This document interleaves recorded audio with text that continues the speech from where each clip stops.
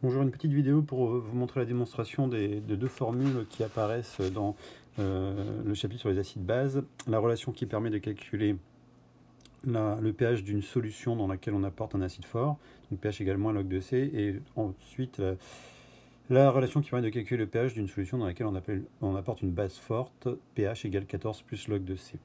Alors je rappelle que ces démonstrations ne sont pas exigibles. Ce qui est exigible, c'est de connaître les relations et de savoir les utiliser. Alors commençons par les acides forts.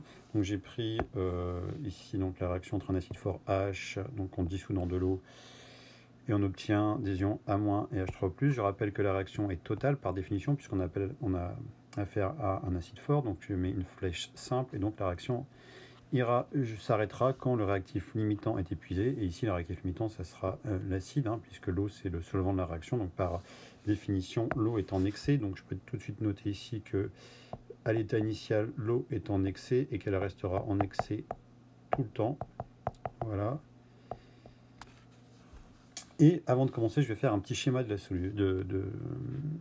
la situation.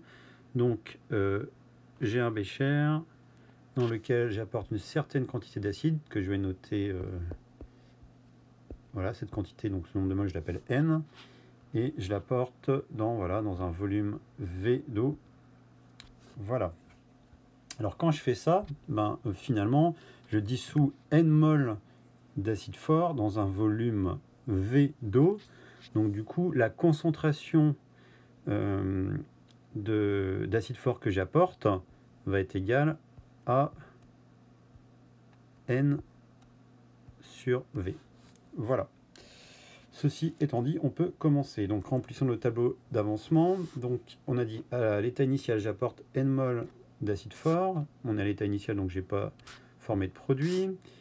À l'état intermédiaire, si je consomme X mol, il va m'en rester N-X. Et la réaction me dit que si je consomme X mol de AH, je vais former X mol de A- et X mol de H3O+. À l'état final, j'atteins donc l'avancement maximal puisque la réaction est totale. Et par définition, donc ça va être cette espèce-là qui sera le réactif limitant. Donc je vais avoir n-x max qui va être égal à 0. Ici, je vais avoir x max. Ici aussi x max. Alors que vaut x max, on l'a par rapport à cette équation ici. On sait que n-x max doit être égal à 0. Donc ça veut dire que x max doit être égal à n. Et donc j'aurai formé n mol de A- et n mol d'ion H3O+. Alors comment je vais... voilà, j'ai ma solution à l'état final. Comment je vais trouver le pH de cette solution? Donc par définition, le pH ça correspond à la concentration d'ion H3+ dans la solution. Donc la concentration d'ion H3+, on va essayer de la calculer. La concentration d'ion H3O+, au final, ça va être la quantité d'ion H3O+ dans la solution, donc N, que divise le volume de la solution, V. Mais on a vu plus haut que N, ici, N, ça va être C fois V, c'est-à-dire la concentration apportée d'acide fort fois le volume de la solution. Donc N c'est C fois V. Hop. Et donc pour avoir la concentration du H3+, je divise par V. J'ai un V en haut, un V en bas. Donc j'arrive à ce qu'on aurait pu prévoir dès le départ, que la concentration en ion H3+ que j'ai à la fin correspond à la concentration d'acide fort que j'ai apporté. Et donc le pH de la solution, le pH, j'applique ma définition, c'est moins log de la concentration en ion H3O+, et on l'a dit, la concentration en ion H3O+, correspond à la concentration en soluté que l'on a apportée. Donc pH égale moins log de C. Voilà, c'est ce qu'il fallait démontrer. Donc passons à la démonstration pour les bases fortes. Donc le principe c'est le même, on prend un bécher qui va contenir un certain volume d'eau V, j'apporte une certaine quantité N de base forte. Donc du coup je dissous N mol de base forte dans un volume V d'eau. Donc la concentration que j'apporte en base forte, c'est N sur V comme tout à l'heure. Je fais mon tableau d'avancement.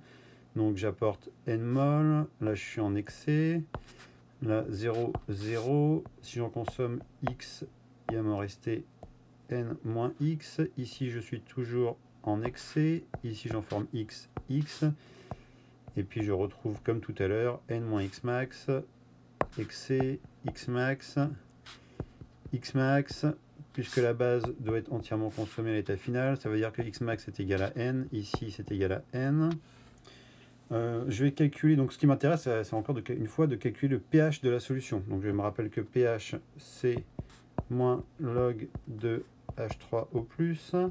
Il n'y a pas d'H3O+, qui interviennent ici, mais on sait que en fait, il y en a toujours dans une solution aqueuse des ions H3O+, et que leur concentration, elle est liée à la concentration en ion H- de la façon suivante.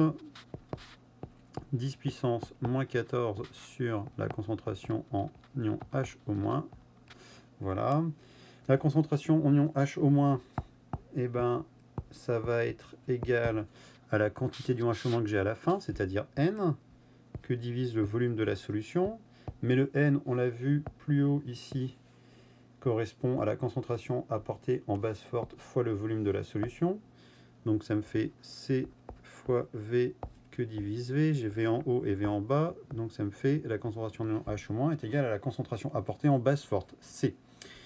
Du coup, la concentration en ion H3O+, va être égale à 10 puissance moins 14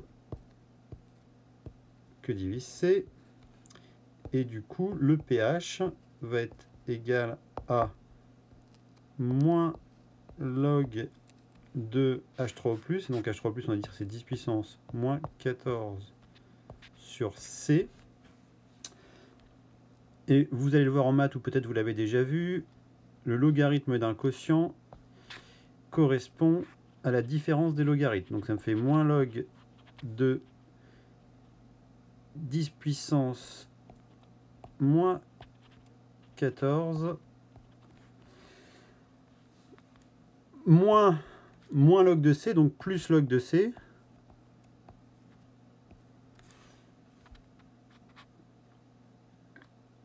Du coup, log de 10 puissance moins 14, ça va me donner, vous pouvez vérifier la calculatrice, moins 14. J'ai le moins devant, donc moins 14, ça me fait 14, plus log de C.